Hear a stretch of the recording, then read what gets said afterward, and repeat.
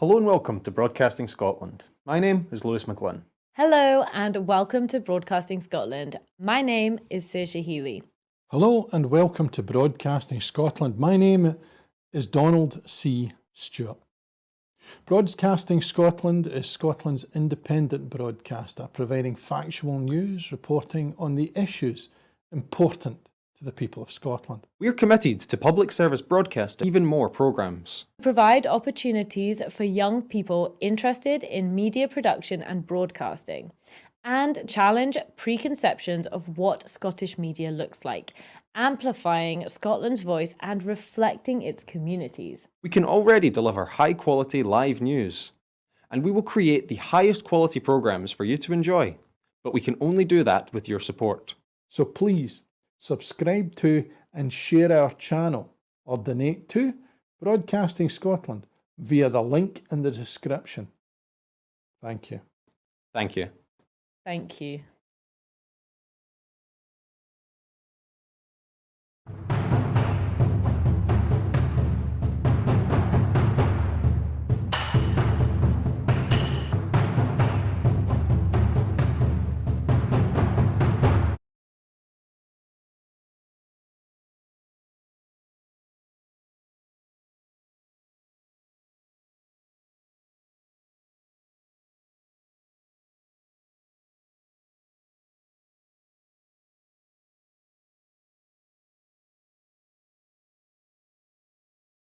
% discount. So therefore I have asked officials to work with CalMac to see what's possible, and as I answered in my first question, we also have to make sure that fares are fair across the network. Thank you. That concludes general questions. The next item of business is First Minister's questions, and at question number 1 I call Douglas Ross. Thank you, Presiding Officer. Tens of thousands of people work in Scotland's North Sea oil and gas sector. It raises billions of pounds to support public services, and it's crucial for Scotland's economy. But this week, across the Atlantic in the United States, Humza Yousaf said that Scotland will no longer be the oil and gas capital of Europe. So why has the SNP turned sour on Scotland's oil and gas? Deputy First Minister. Well, we of course are committed to a just transition for the oil workers in the North East, and I want to pay tribute to the sector and indeed the workforce for the over £400 billion that they have generated for the UK coffers, much of it of course squandered. But of course we are committed to a just transition because we know that the unlimited extraction of fossil fuels is not consistent with Scotland's ambitious climate obligations, and we have to ensure a planned and fair transition that leaves no one behind. But I think Douglas Ross is very brave going on this subject today, in a week where his Prime Minister, Rishi Sunak, has essentially pulled the rug from under the net zero ambitions, not just of the UK, but potentially damaging the net zero ambitions of Scotland. And that doesn't just damage the environment, Presiding Officer, it damages jobs into the process, and he should be ashamed to stand side by side with Rishi Sunak on that matter. Douglas Ross. What a predictable response from the Deputy First Minister, because the SNP love to talk a good game but keep missing their own climate change targets. And the Deputy First Minister wants to pay tribute to oil and gas workers in the North Sea. Let's hear one another, please. The Deputy First Minister wants to pay tribute to the oil and gas workers, and Humza Yousaf wants to take their job away. What we need is a transition sensibly to create new energy jobs, not by throwing away the current ones. It's not a choice between oil or renewables. We need to support both. That's why Humza Yousaf's proposals are so reckless. A recent report from the Robert Gordon University warned that the rapid decline in the oil and gas sector will cost tens of thousands of jobs. So can I ask the Deputy First Minister, why is the SNP backing a cliff-edge scenario where skilled jobs will be lost for good? Deputy First Minister. Well, of course, it was just a year ago that Douglas Ross was urging us to follow Liz Truss over the cliff edge of her economic catastrophe for our country. That same Douglas Ross now comes to the Chamber today wanting us to follow Rishi Sunak off the same cliff edge of reneging and backsliding on net zero targets. And of course, it's no surprise that one of the first people out of the stocks to support Rishi Sunak was Liz Truss herself. So that is the company that Douglas Ross is keeping. Of course, we are committed to a just transition for Scotland's energy sector. And of course, we only just missed our target by 1.2%, which of course shows that we are not far behind. Deputy First Minister, if I may ask you just for a moment. I'm finding it difficult to hear. I think members are being somewhat robust in their engagement with responses, and I would be grateful if we could hear one another speak. Deputy First Minister. Thanks. So I've never allowed a man to shout me down in my life. I won't make any exception for Douglas Ross, presiding officer. But our targets are world leading, and that's why the First Minister is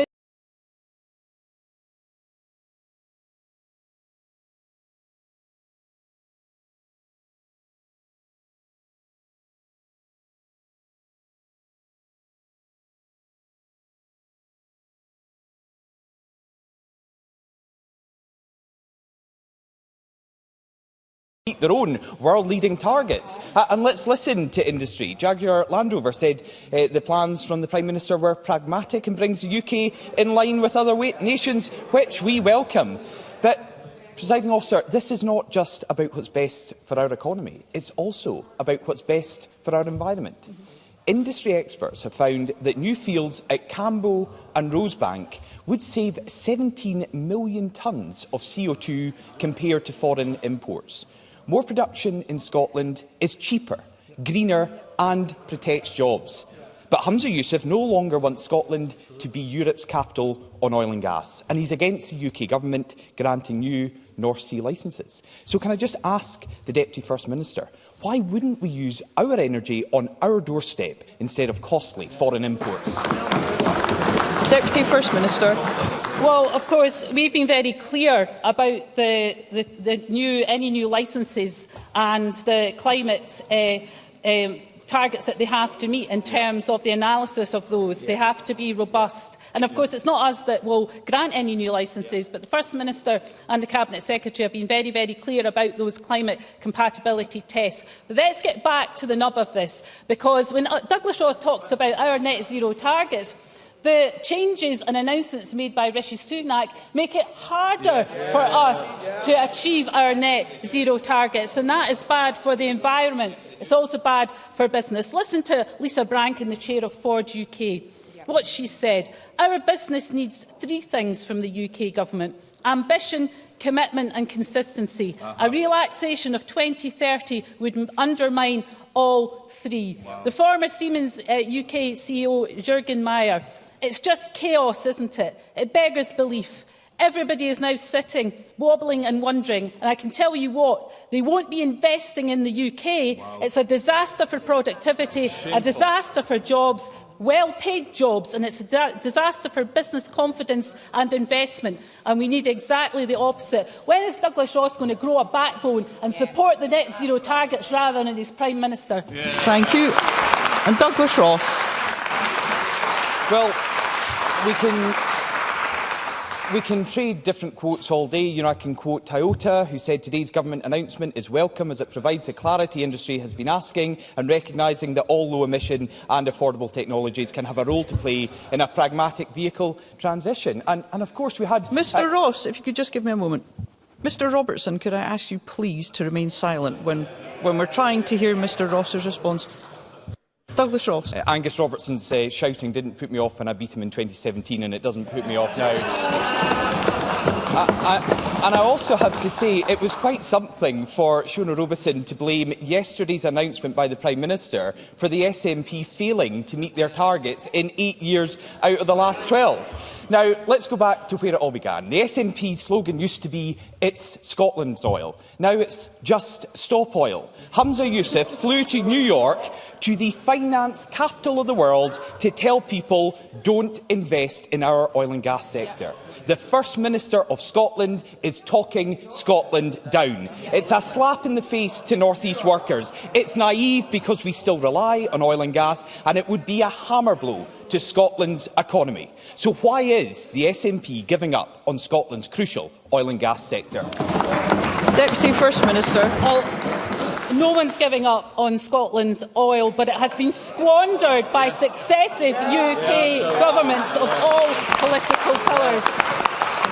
As I said at the beginning of my answer, we absolutely respect and appreciate the efforts made by the oil and gas sector and their workforce, and we support a just transition that we have put serious money into making happen, unlike the UK Tory government.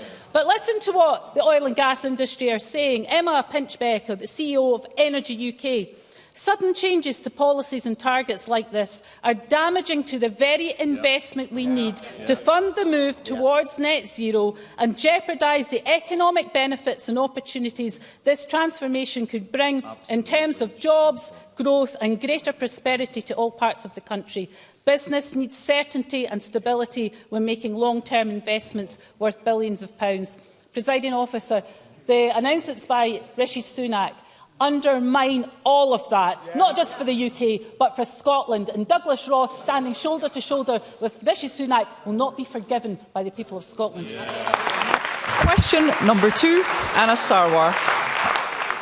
Presiding Officer, people across our country are paying the price for SNP incompetence and failure at a time when they can't afford it. In every area that this government controls, we see mismanagement leading to billions of pounds of waste. In February 2015, the then Health Secretary, Shona Robertson, promised to end delayed discharge by the end of the year. So can she tell the Chamber, since she made that promise, how many people have died while waiting to leave hospital, how many bed days have been lost, and how much has it cost the taxpayer? Deputy First Minister. Well, first of all, can I say that we absolutely remain committed to eradicating delayed discharge. And when I said that, when I was Health Secretary, we absolutely were determined then, as we are now. But Anna Sarwar will understand that it is very challenging to do. And back then, of course, we were on the eve of the new integrated joint boards being established, which have I think it's fair to say, been a mixed bag in terms of the delivery of delayed discharge progress, which is why, of course, we want to move forward with the National Care Service, something which Labour used to support, but as soon as the SNP tried to take it forward, they then opposed. So we'll get on with the job of tackling delayed discharge, while Labour just sniped from the sidelines, as always. Anna Sarwar. Presiding Officer, the Deputy First Minister is in denial. Nearly 4.5 million bed days lost, over 2,300 people died while waiting to leave hospital, and £1.1 billion wasted. Shona Robertson promised to end this 8 years ago, long before COVID, and now people are being asked to pay for that failure during a cost of living crisis. 1 in 4 households facing a council tax rise of up to 22%, an increase of £740 a year, an income tax rise for people earning as little as £28,000, and now proposing a £15 a day charge to drive to work. Why are working people who have already been hit by the Tory mortgage bombshell being asked to pay the bill for your incompetence and failure? Deputy First Minister. Well, on the issue of the NHS, we absolutely remain committed to eradicating delayed discharge, and we work with our partners to do that. But I notice Anna Sarwar just moved on then to talking about local government finance and taxes. So let me say this first of all, about the council tax multiplier consultation. It is a consultation. It's a consultation based on looking at how we can make the council tax fairer, but also that joint group with COSLA is looking at how we could replace the council tax going forward. But here is one question that consultation asks. Why is it someone in a Band H property pays so much less as a proportion of their property value than someone in a Band A property. And someone in a higher band property, I don't think that's fair. Why does Anna Sarwar think that is fair? So we'll get on with the consultation, but it is not credible. It is not credible for Anna Sarwar to come here and say no to progressive taxation when it comes to income tax, no to any changes in terms of local taxation, but demands money be spent on public services. That is not a credible position for Anna Sarwar to take. Anna Sarwar. Presiding Officer, you've been in government for 16 years, and that's the best answer you can give. The Deputy First Minister just doesn't get it. So let me give her an example. A family in Cambuslang, the mum's a nurse, dad's a teacher, they've got 2 young kids. Their energy bills skyrocketed, and they're still paying 50% more. That's £2,000. Their food bills are up almost 20%. They've been hit with a mortgage increase of over £2,000 a year, and now the SNP want to make that worse by asking both mum and dad to pay more income tax, to pay hundreds of pounds more in council tax, and £15 a day to get to the work in Glasgow. This family is being let down by both Tory and SNP incompetence, both making life harder for working people. So why can't the Deputy First Minister see that the people of Scotland are being asked to pay the price for SNP failure?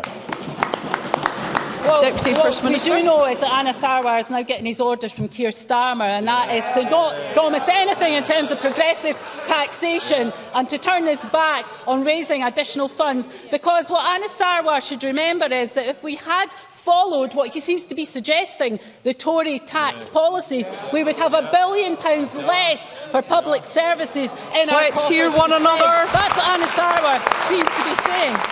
Let me repeat, there is a consultation on council tax. No decisions have been made in terms of council tax increases, and he should not be saying to the people of Rutherglen or anywhere else that that is the case, because that is to mislead. But let me say to the nurse and the teacher that Anna Sarwar commented upon, we have, of course, made sure that nurses are better paid than elsewhere in these islands by making sure that we pay through agenda for change.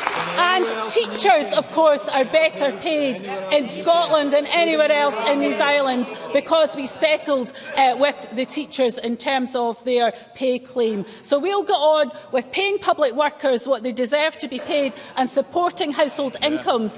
Anna Sarwar will side with the Tories against progressive taxation. What a place for Labour to end up. Question number 3, Alex Cole-Hamilton. Thank you very much, Presiding Officer. To ask the Deputy First Minister when the Cabinet will next meet. Deputy First Minister. Next Tuesday. Alex Cole-Hamilton. I'm very grateful for that reply. Presiding Officer, the list of NHS buildings being searched for the dangerous concrete known as RAC includes surgical wards, a radiotherapy ward. It includes maternity wards and major hospitals like Ninewells in the Deputy First Minister's home city.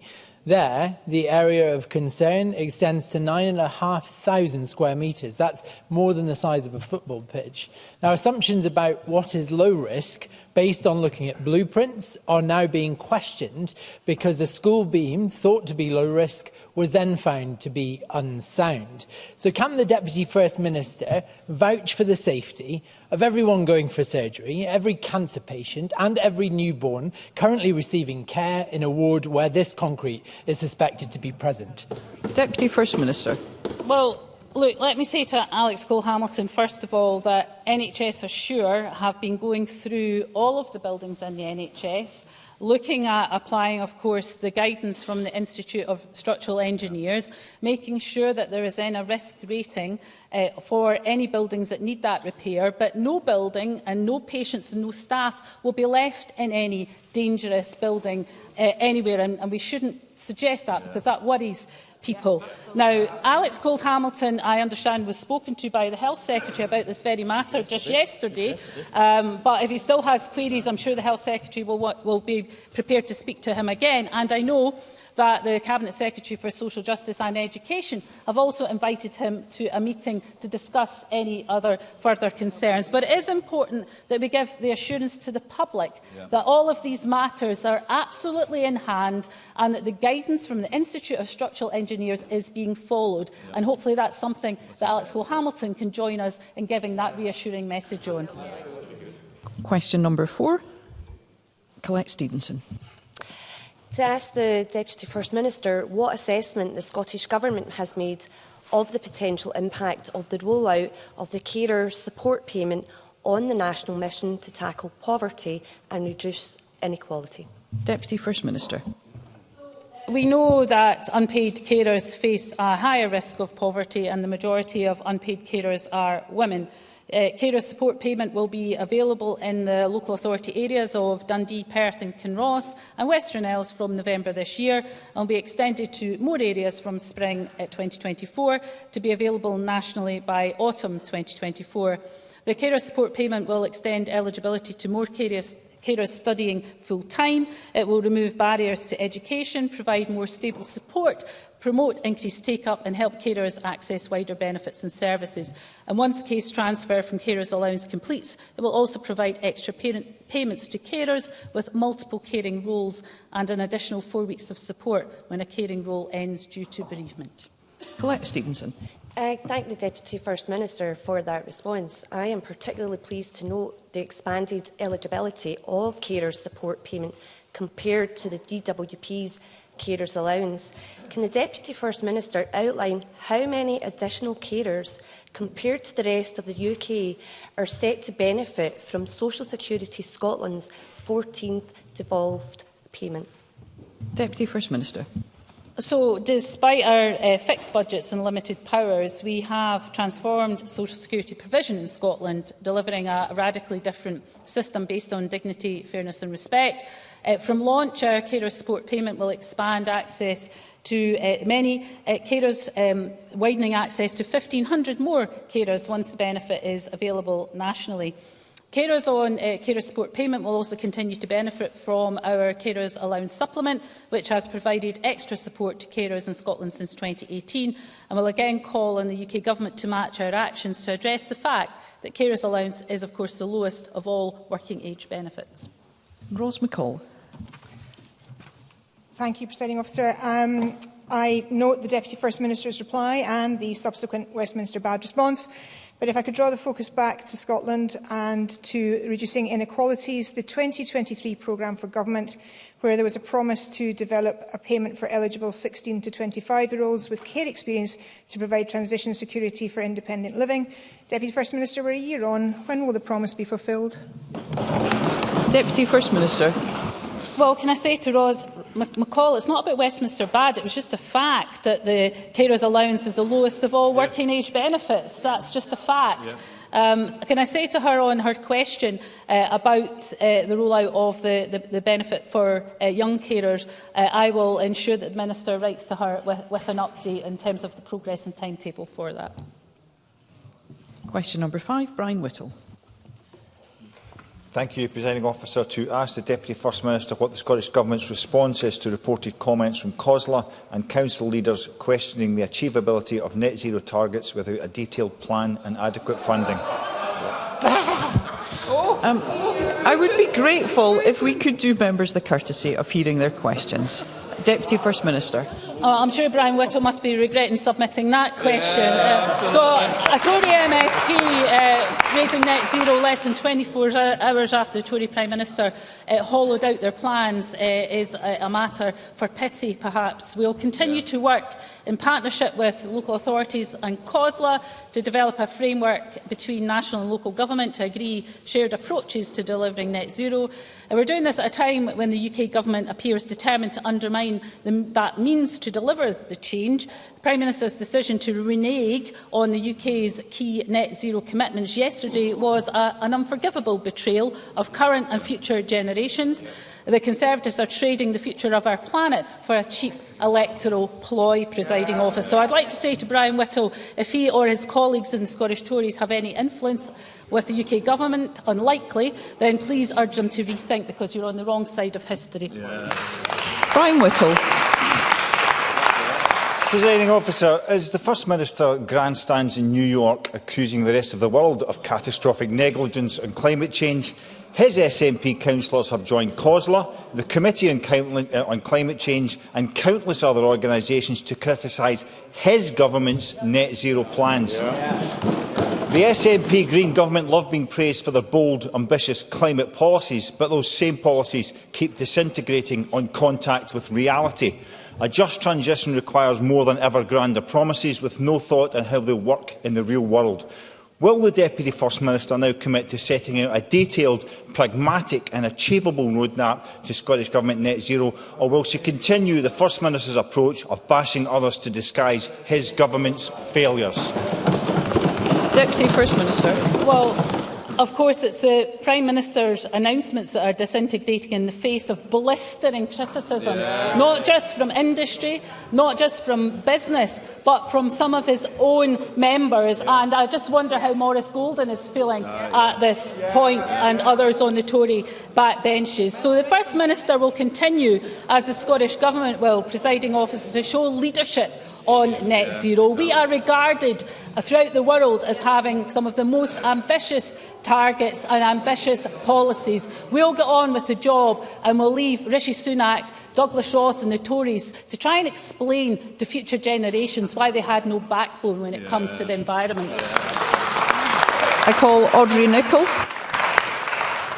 Thank you. Staying on the theme of Rishi Sunak's plan to ditch the UK Government's key net zero targets, can I ask the Deputy First Minister what initial assessment can the Scottish Government provide on the impact that this will have on the commitment and consistency that industry requires from the Government to ensure a just energy transition?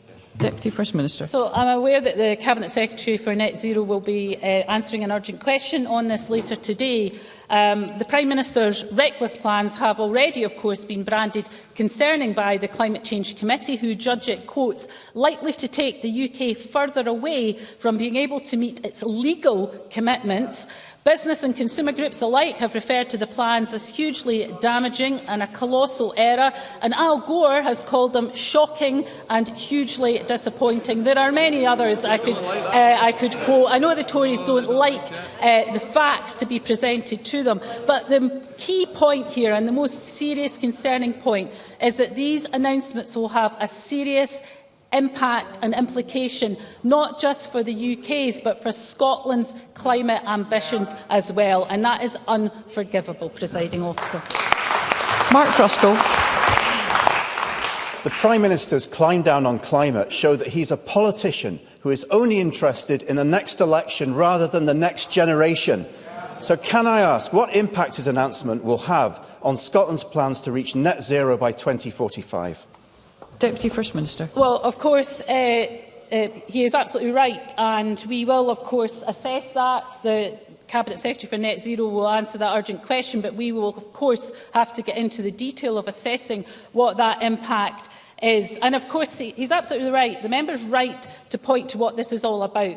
This is all about the general election, and the Tories trying to appeal to their core vote, which is essentially culture wars, anti-migrants and now anti-environment. What an unappealing, negative, backward-looking, small-minded prospectus that is, Presiding Officer, and it will be roundly rejected by the Scottish people once again. Question number 6, Paul O'Kane.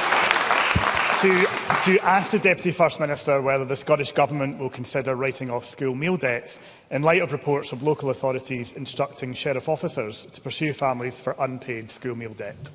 Deputy First Minister. Well, of course, we recognise that the cost of living crisis is, of course, putting a huge strain on families, and many are facing real challenges. And we are committed to, of course, expansion of free school meals, saving families £400 per year for every eligible child.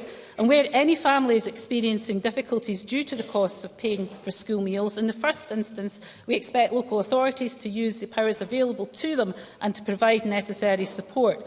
And while school meal debt is a matter for councils, the Scottish Government will do everything we can to support families and will consider all options available to us to ensure families don't find themselves punished for struggling during a cost of living crisis. Paul O'Kane. Organisations like Aberlour Children's Charity speak of a cycle of problem debt owed to public bodies, trapping families in poverty. Not only are families experiencing the stress of being trapped in this cycle, but we have now learned that councils like Renfrewshire in my region are sending debt collectors to families' doors, exacerbating unimaginable pressure when they are just trying to get by in a cost of living crisis. Despite what the Deputy First Minister says about COSLA guidance and managing school debt, families are now in a postcode lottery, with some councils writing it off and others resorting to debt collectors. 50 anti-poverty organisations and trade unions wrote to the Deputy First Minister's predecessor calling for action in the last budget, and Scottish Labour outlined plans to write off school debt in our call for an Emergency Cost of Living Act in the summer of 2022. The former First Minister said that she was sympathetic and asked the officials to look at the issue. Sympathy, warm words, another year of inaction from the government, all the while the debt collectors are banging on the door. So if reducing poverty is the defining mission of Humza Yousaf's government, you can put your question when now will it or take not urgent at all? action and provide resource to allow all councils to write off these debts and stop the sheriff officers? Deputy First Minister. Well, first of all, of course, to fund an Emergency Cost of Living Act, you would need to have progressive taxation, whether at a national level or local level. And of course, Labour have now ruled that out. So there is no more funds to pay for any Emergency Cost of Living Act or anything else. And also, on this point, there is a lack of consistency from Labour here, because also the two-child cap and rape clause don't help vulnerable families either. So we need to see some consistency from Labour. On the point about debt, it is an important point, and I would encourage councils to have consistency in applying the guidance to whether it's school meal debt or any other debt, and they should do that in a way that preserves the dignity of families, and we will continue to work with COSLA on that important matter. Liam Kerr. Very grateful. The Scottish Government's failure to fully implement its free school meals promise is relevant here. And the Education Committee heard just yesterday from SIPFA that government funding for the free school meals that are in place is insufficient. So, Deputy First Minister, why is this government failing to properly fund its own scheme? Deputy First Minister. Scotland has the most generous free school meal provision in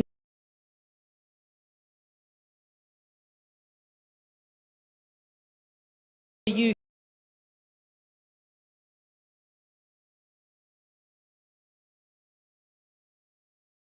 Else. Through their tax cuts that they wanted us to follow, there would be £1 billion less money, £1 billion less money to spend on public services, whether it's free school meal provision or anything else. So don't turn up here asking for more money when you want to take £1 billion out of the money we already have.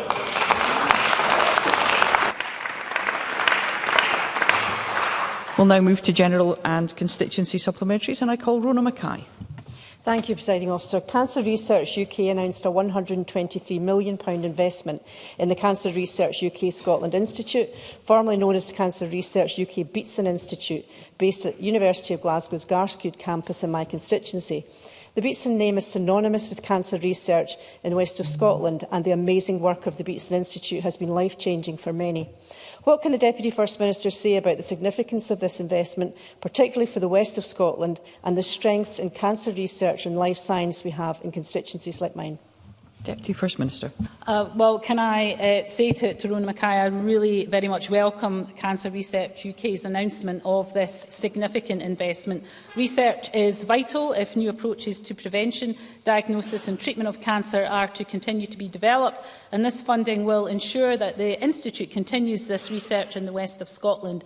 The Institute is recognised internationally for its quality, innovation and impact, and the Cabinet Secretary for Health met with the Chief Executive Officer of Cancer Research UK yesterday to discuss the work of the Institute and recognise Cancer Research's very welcome investment. Jamie Green. Thank you, Presiding Officer. This week we learned the disappointing news of more Bank of Scotland branch closures, including one in Millport on Cumbria and Brodick on Arran. These are actually the last remaining bank branches on those island communities. Whilst this is disappointing news for elderly residents on islands and many businesses who operate in cash, I wonder if it's escaped the Lloyds banking group a group that received a £20 billion taxpayer-funded bailout many years ago, of the devastating effect this will have for our island communities. Will Scottish Government ministers join me in lobbying this banking group to reverse these devastating cuts to branches?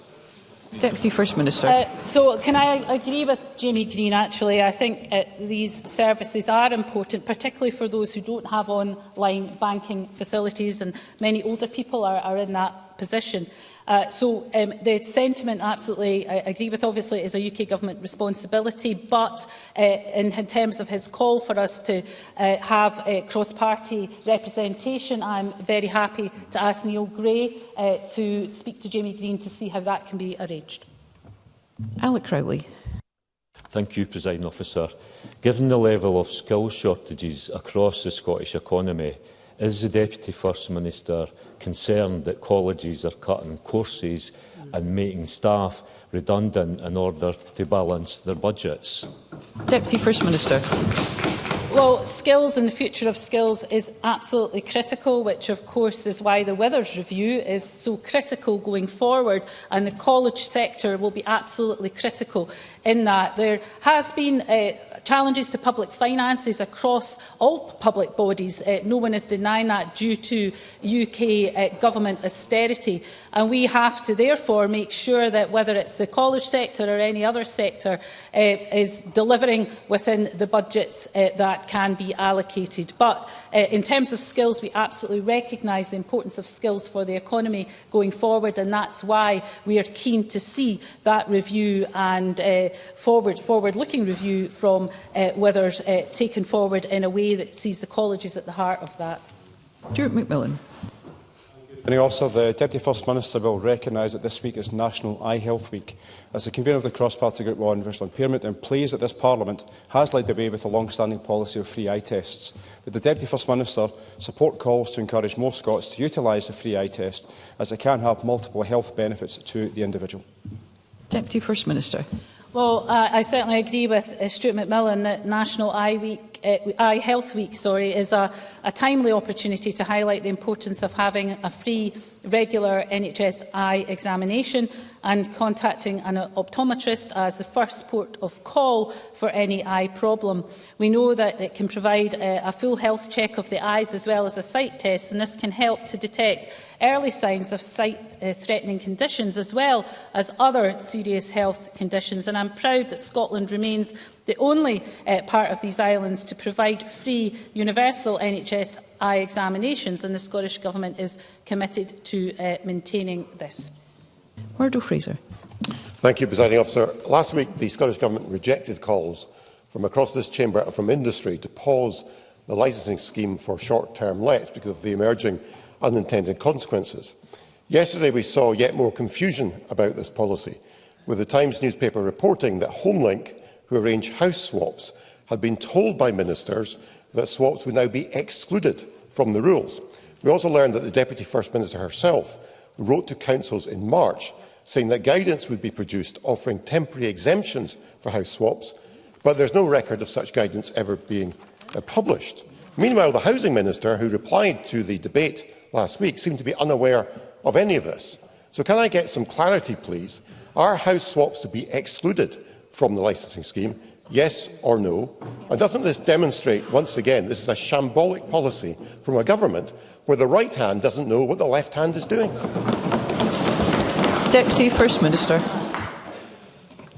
Well, I'll certainly get Shirley-Anne Somerville, as the Social Justice Secretary, to write to the member, because it is important that there's clarity on this matter. Murdo Fraser is Let's hear the Deputy First Minister. Is right to raise that, and I'll make sure that that is made not just available to Murdo Fraser but to other members across the chamber. But in terms of the policy per se, what is important that Murdo Fraser and others do is to encourage those who are running short-term lets to now get their licence in order by the 1st of October, because that will be critical in making sure that what this is all about at the end of the day is that whoever is using a short-term let in whatever sector can be guaranteed of the same safety measures applying no matter where they are staying. That is at the heart of what this is about. But on that specific point, I'll make sure the Cabinet Secretary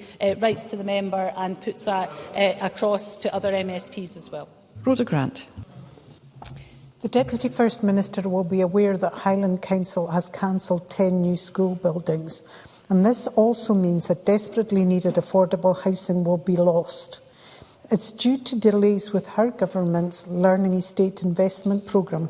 So can I ask the Deputy First Minister, will she now make decisions about this fund so that local authorities can build schools? And will she apologise to pupils, parents, teachers and communities that have been so badly affected? Deputy First Minister.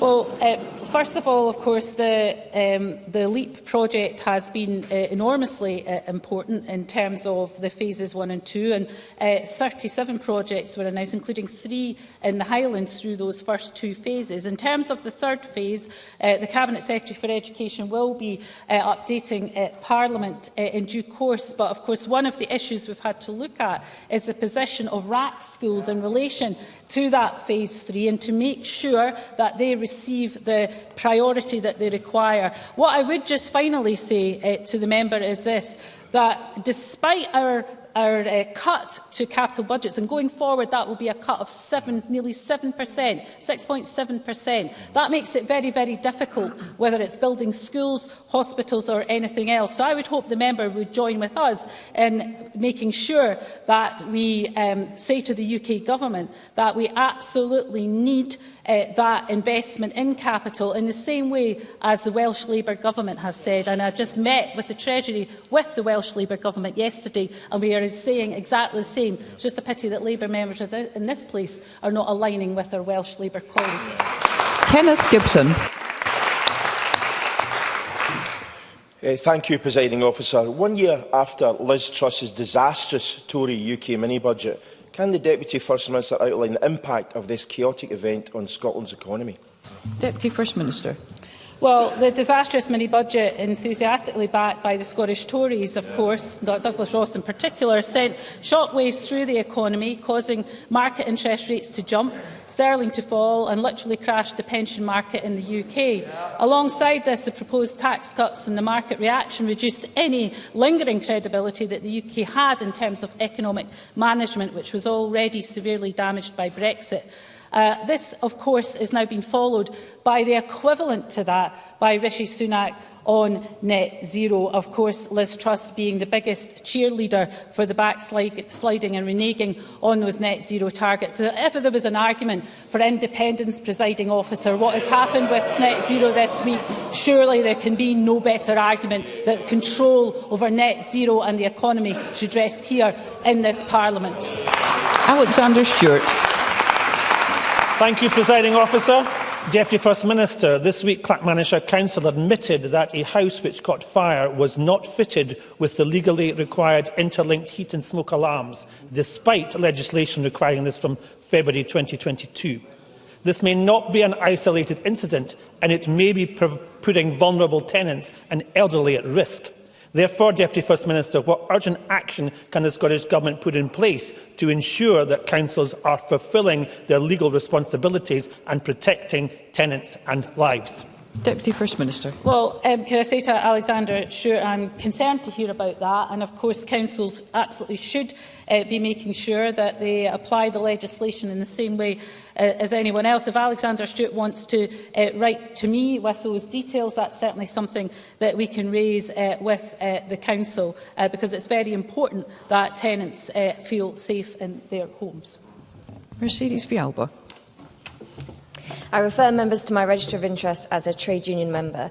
This week, members of UCU, Unison and Unite the Union are on strike at the University of Dundee because their employer has repeatedly failed to make a fair pay offer. Year on year, real terms pay cuts are harming university workers, student learning and our education system. Deputy First Minister, will you join me in urging university principals in our city of Dundee and across the country to meet the demands of campus unions?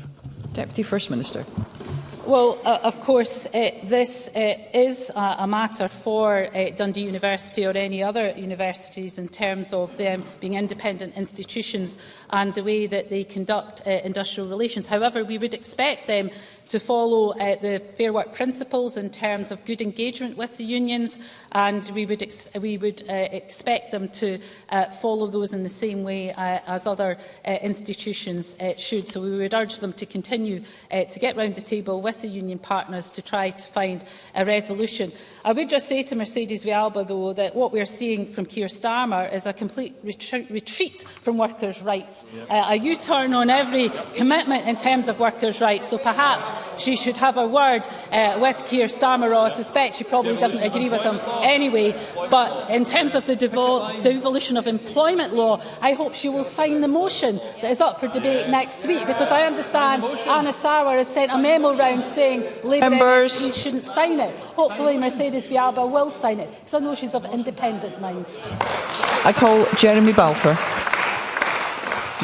Thank you, Presiding Officer. Deputy First Minister, a constituent of mine who is a single mother with a short-term let property has been in touch with me this week. She will shortly be obliged to display a licence notice to the front window of a property to be compliant with the short-term let regulations that includes her name and address.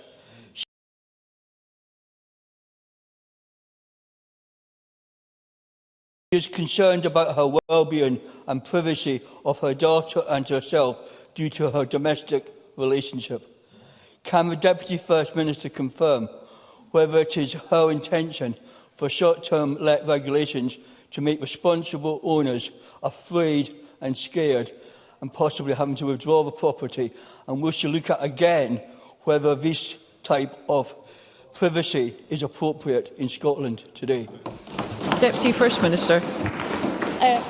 No, and if Jeremy Balfour wants to furnish us with the case, we will look at it in terms of what the guidance has been issued from Edinburgh City Council. No one should be afraid and scared. What we're asking here is for short-term let owners to get a licence on basic safety measures. That's all, not to put themselves in a position of being afraid or scared. This is about basic safety standards. But if Jeremy Balfour wants to furnish us with the details, if there's an issue in terms of the guidance that's been issued by Edinburgh, we will look at that. But that's all I can offer, I think, at this stage, Presiding Officer. Claire Adamson. Thank you, Presiding Officer. The Conservatives delivered a ruinous Brexit, and this week Keir Starmer says he will tweak that ruinous Brexit while ruling out a return to the European single market. He stated his priorities were economic growth and the opportunities and the outcomes for young people that were lost through Brexit.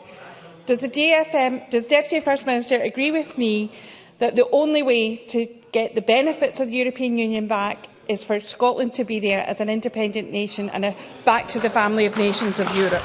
Deputy First Minister.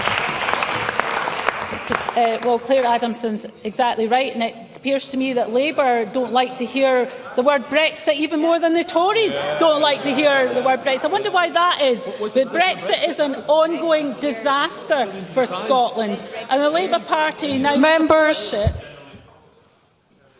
and wants to keep Scotland out of the hugely important European single market and out of the European Customs Union. And of course it backs the end of freedom of movement, which was so important for the Scottish economy. And the real question here for Labour, though, is when the onslaught of workers' rights begins, are they going to look trade unions in the eye or workers in the eye and say, that's okay, we support that, we don't care about workers' rights? Thank you, and that concludes First Minister's questions. The next item of business is a member's business debate in the name of Jackie Dunbar, and there will now be a short suspension to to allow members to leave the chamber and the public to leave the gallery.